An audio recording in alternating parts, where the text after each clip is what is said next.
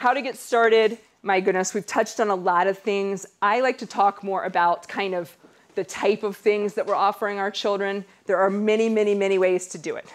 I've got book choices, I've got actual activities, all kinds of things that you can do, role play, how you're utilizing nature, family rituals. There are a lot of examples for that. But this, I offer you my passion, which is more kind of behind why you would do all of that.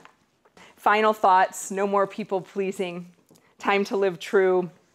We have a big saying on our cabinet, grow is me rather than woe is me, which really highlights, don't just take a challenge at face value, get underneath it, get behind it at the growth that is possible and feel joy in the growth of that. This goes along with how about that? Another one is, that's interesting. That's interesting. We use that a lot, and that is a visual cue in our house.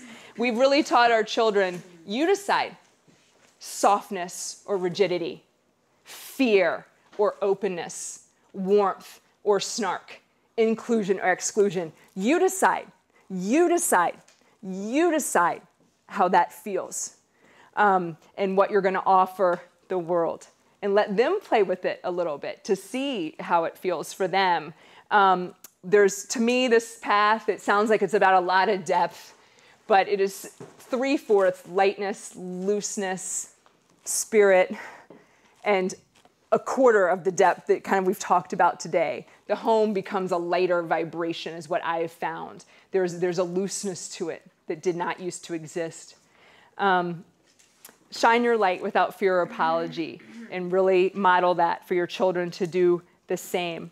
Move in the direction of peace, calm, empowerment as often as you can, even if it's discerned only by a degree. Choose that direction of the peace and the calm and the empowerment as often as possible. Be big, be bold, be bright.